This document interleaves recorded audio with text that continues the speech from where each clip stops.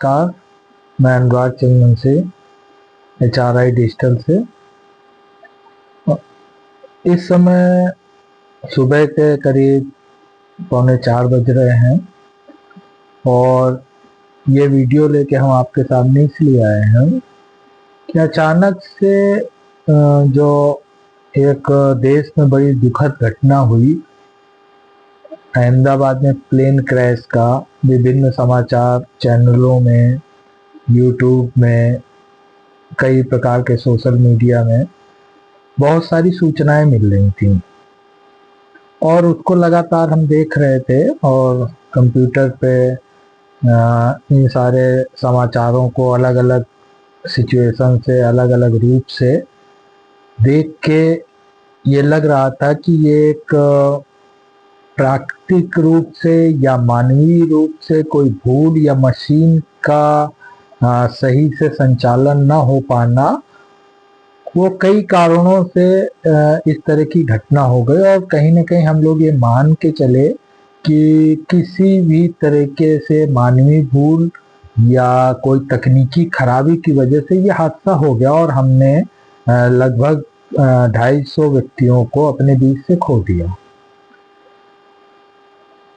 अभी जब ये कई समाचारों में, कई चैनलों के माध्यम से ये समाचार देख रहे थे, अचानक से एक वीडियो सामने आया, एक यूट्यूब चैनल के माध्यम से।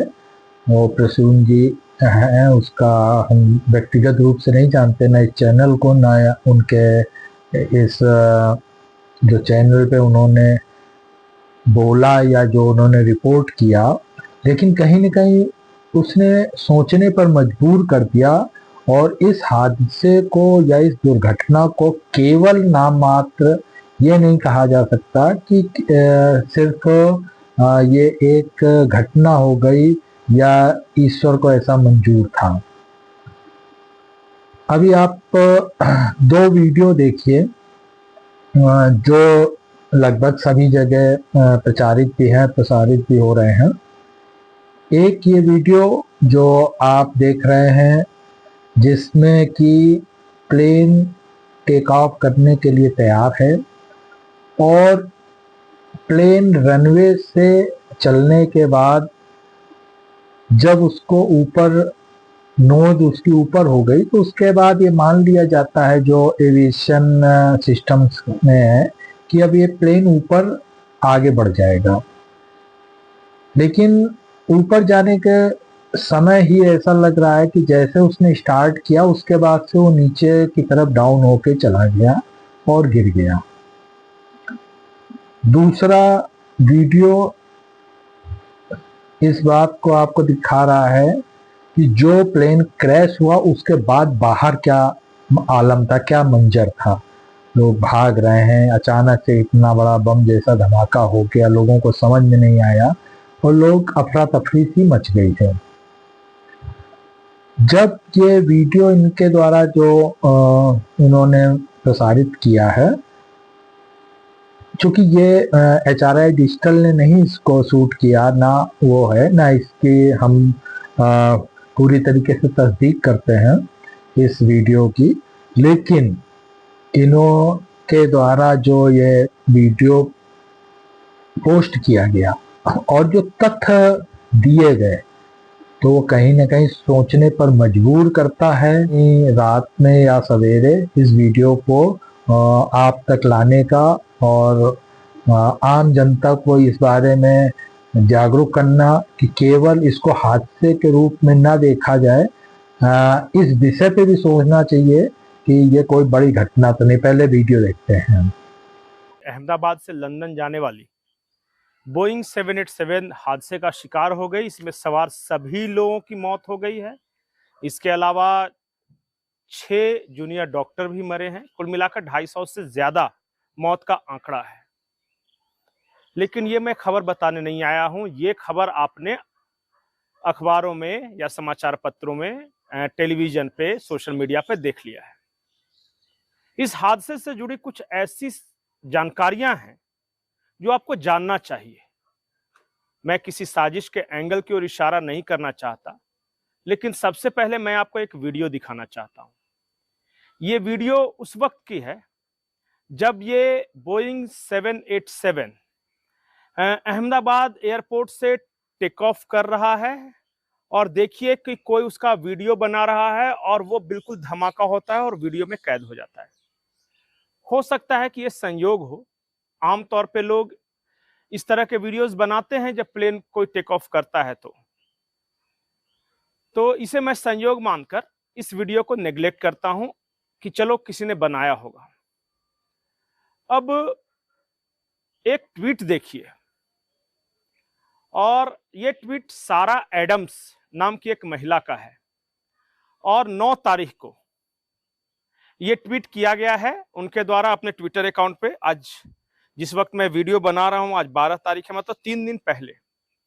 और वो अपने ट्वीट में ये दावा करती है कि भारत में कुछ बहुत बड़ा होने वाला है ऑपरेशन, और यहां शायद इतना बड़ा होगा कि कोई अंदाजा नहीं लगा सकेगा। इसके लिए बाकायदा अफगानिस्तान में प्लानिंग हो चुकी है, और अल कायदा के आतंकी भी इस प्लानिंग में शामिल थे।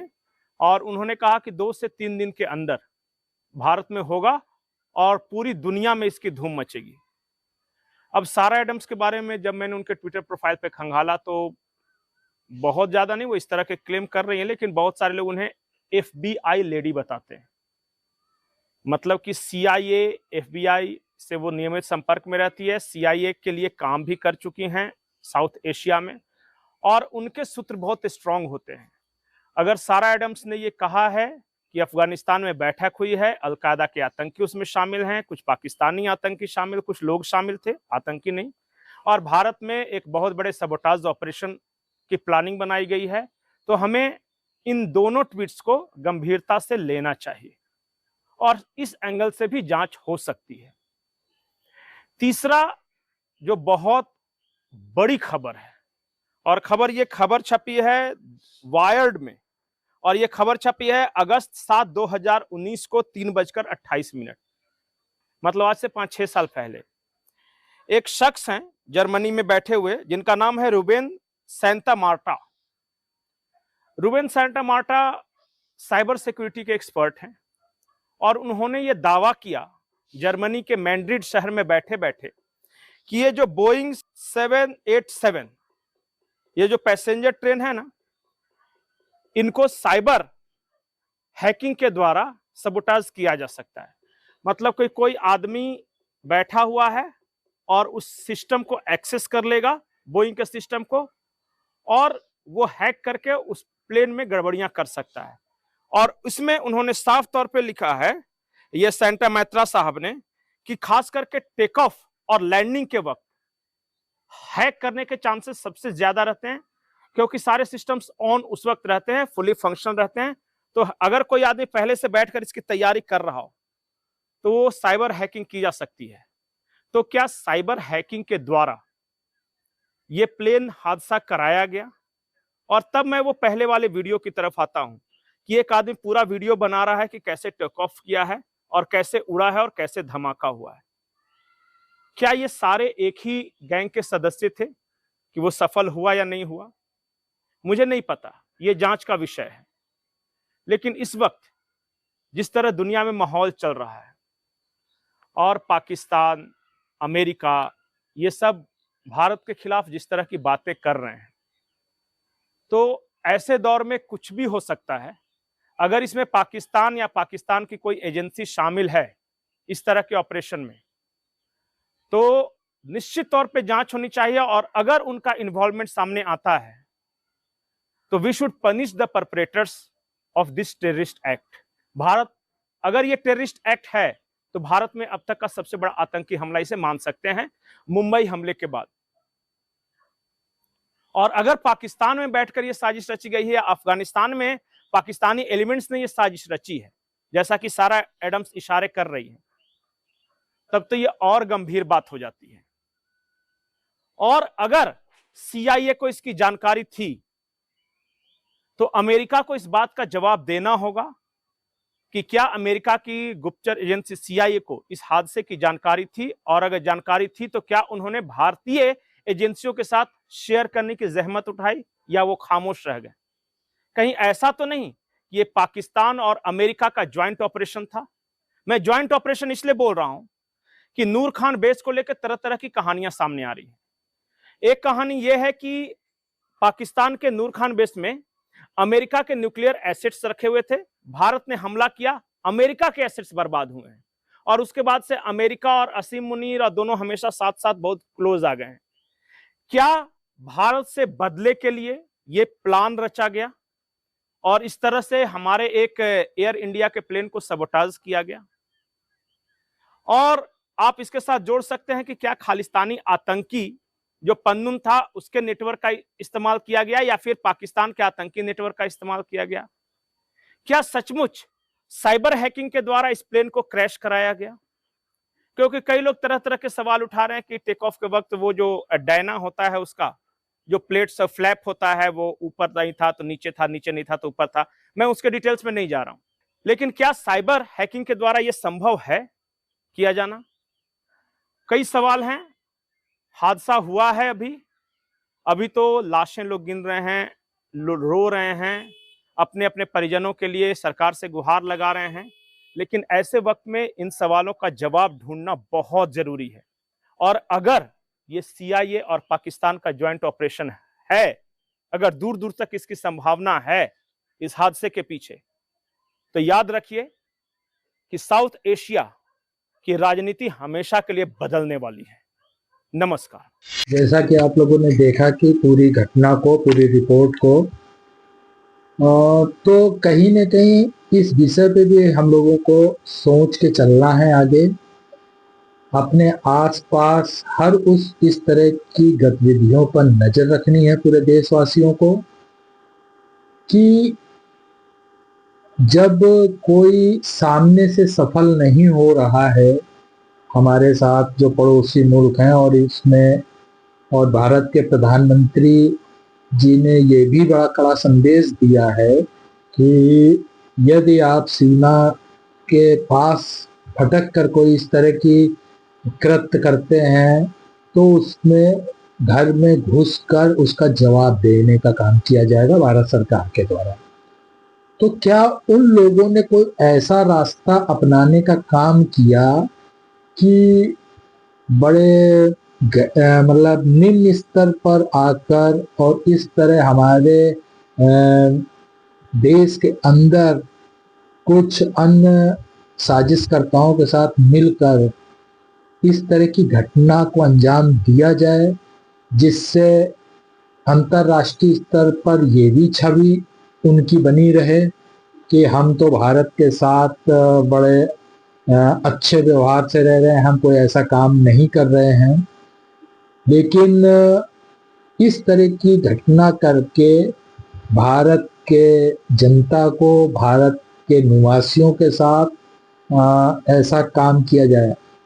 आप देखिए इस पूरे प्रकरण को, ये भी संभव हो सकता था कि जो अगर ये बात सच है तो शायद उस प्लेन को उड़ने के बाद और घनी बस्ती में गिराने का उसका कुछ चक्र रचा हो, लेकिन ईश्वर ने शायद जो प्लेन का हिस्सा पीछे से एक बिल्डिंग में रोक के उस गति को रोका, जिसमें हमारे कई वहाँ पर डॉक्टर्स जो लोग उस समय भोजन कर रहे थे या वहाँ पर अपने कैंपस में थे, उन लोगों को भी इससे जान अपनी गंवानी पड़ी इस हादसे में।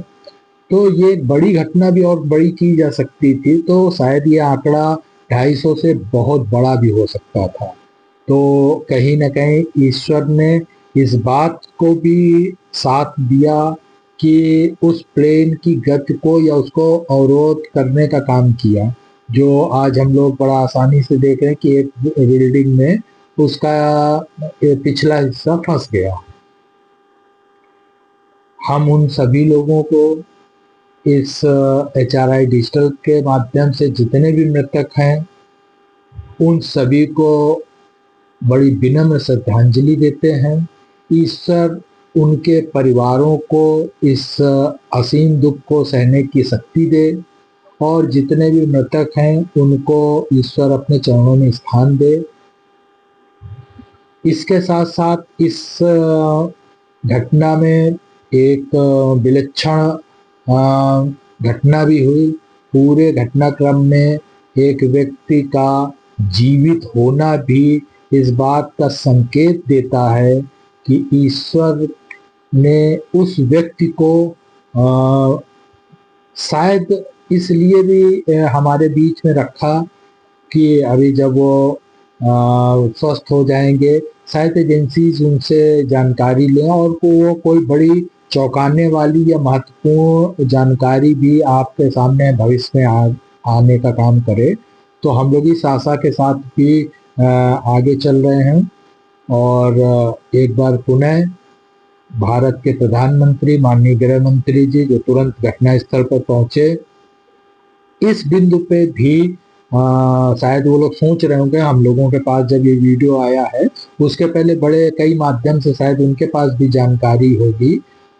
तो इस देश के प्रधानमंत्री जी माननीय गृह मंत्री जी से भी हम सारी जनता की तरफ से ये अनुरोध भी करेंगे कि यदि इस तरीके का कृत्य में कोई भी देश लिप्त है तो भारत सरकार हर उस तरीके से उनको मुंह तोड़ जवाब दे, जिससे ये संदेश भी जाए देश से कि किसी भी प्रकार के अप्रिय घटना के बारे में सोचना या उसको अंजाम देने के बारे में भी कोई भी राष्ट्र अगर ये कोई चक्र रचता है तो भारत हर स्थिति में उसका जवाब और मुंह तोड़ जवाब देने का पूरा माद्दा रखता है और उसमें सारा देश, सारे देश की जनता अपने देश के प्रधानमंत्री और देश के साथ हर कदम पर खड़े हुए हैं